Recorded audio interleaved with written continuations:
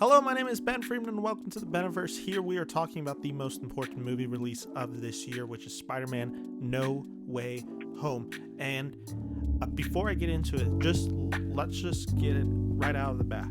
I'm not going to talk spoilers on this review. I'm going to wait to do it for my podcast, Ben and Bran See movie.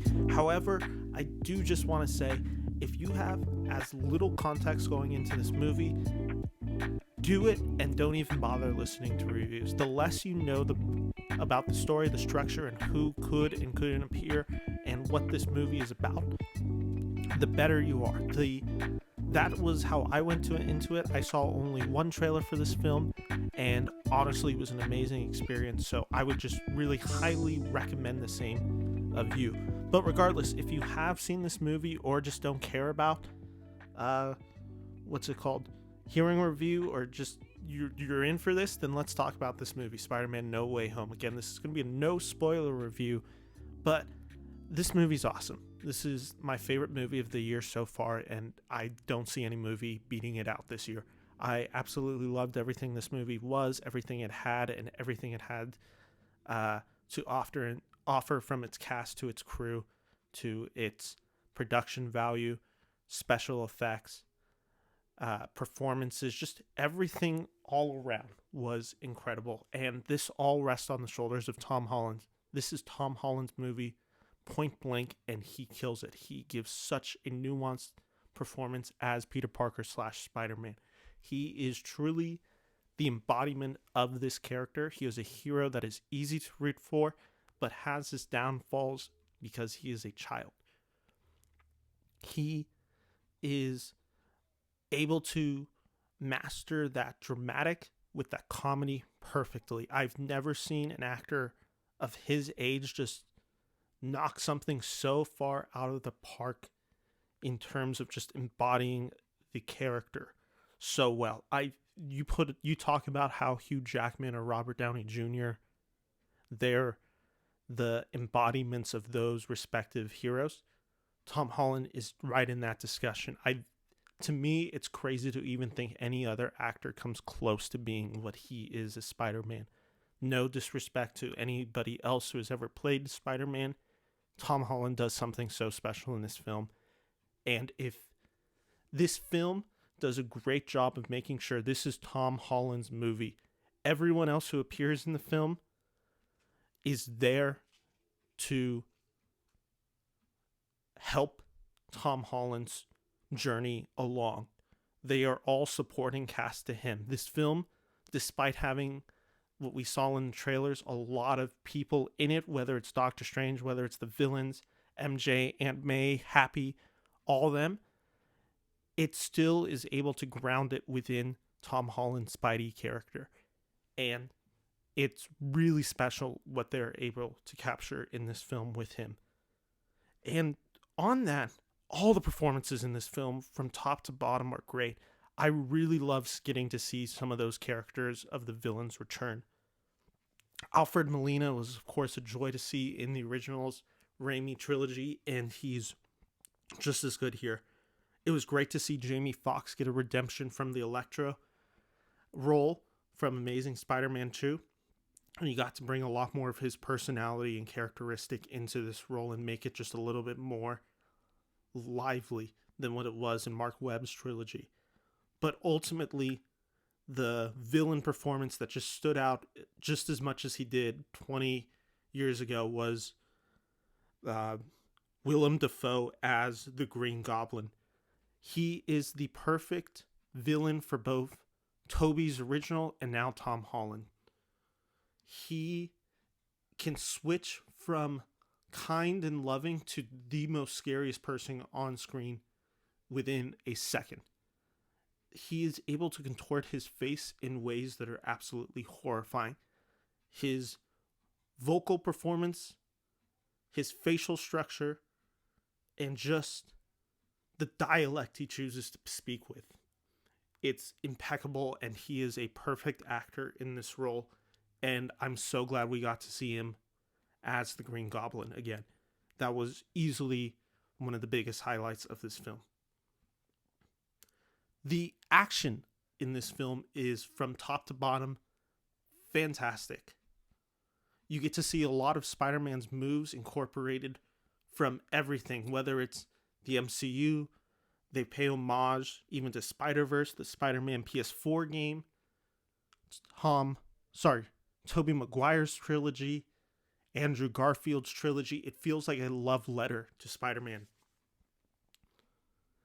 And in that, the action just gets to... It's impactful.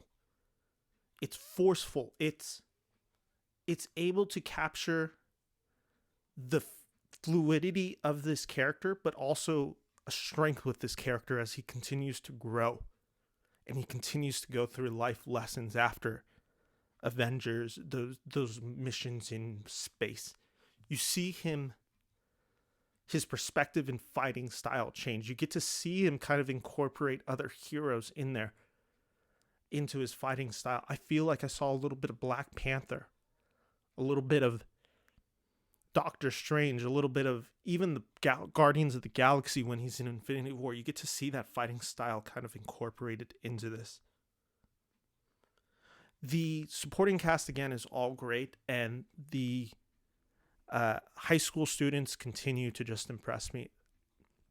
Zendaya has a natural chemistry with Tom Holland, and it makes for this film being more emotionally charged than I was expecting, which is one of the film's highlights. It is a really emotional story, and Ned brings the comedy with the heart, and their friendship just seems so genuine in this film.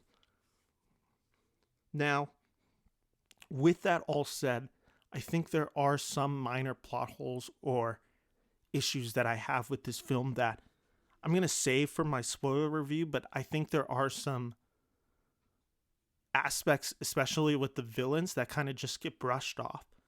One of the ones that I will say is they do make note of Jamie Foxx's appearance changing from The Amazing Spider-Man 2 and this movie, and they kind of just do this thing where they just kind of brush it off with a joke, which I understand you can't really explain it, and the look in Amazing Spider-Man 2 is pretty atrocious, but like, I did want more. I didn't want them to just brush it off as a joke.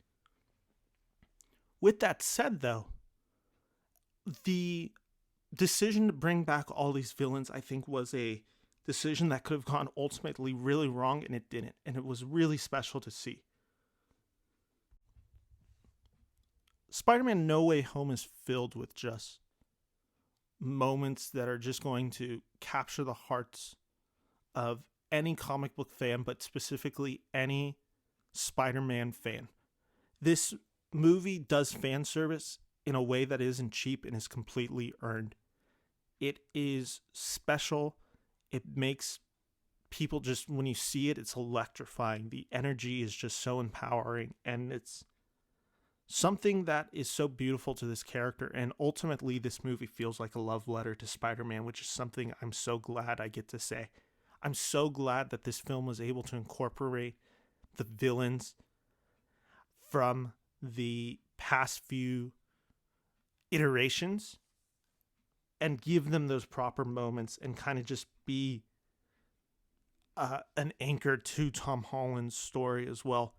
And I just, like I said, it's so great that this movie succeeded, because when you see the trailers, that was my biggest apprehension. If it was just going to be another Sinister Six movie that ultimately just kind of derails the plans of Spider-Man and his development. It's not that. It is one of the best Spider-Man movies put to screen. To me, it's right up there with Spider-Verse. It's one or two in Spider-Man film. It's one of the best MCU films. Its use of humor is great. Its special effects are great. Its emotional beats are well earned. And the excitement and energy is fantastic. It has a great flow to it for being over 2.5 hours. And it's chock full of surprises and just so much fun. And I can't say anything else without really getting into spoilers. So, yeah, Spider-Man No Way Home, total recommendation. Check it out. This film's going to be one that's going to be talked about for years, and it's going to be the highest grossing film of this year, clearly, as what the box office has shown. It's going to be number 3 by the end of this week in an all-time domestic grosses opening weekend, which is crazy considering we're still in the COVID pandemic. But yeah, Spider-Man No Way Home. You've seen it at this point. I'd be shocked if you're listening to this review and you're still apprehensive. If you are for any reason, go see it right now. You literally don't want to know anything about this film, and you just want to go in and have the greatest time of your life. That is this film. It's entertainment to the max. So thank you for listening. I'll be back. I've been posting a little bit slower right now because I just got my COVID shot. And I was really exhausted this whole weekend, but I'm getting back the energy, posting this review, and there's more coming. I have a review for Don't Look Up coming soon. Should have one for the new Guillermo del Toro movie, Nightmare Alley, coming. And hopefully Matrix Resurrections will be coming as well, as will Ghostbusters Afterlife. So thank you guys for listening. My name is Ben at the Beniverse.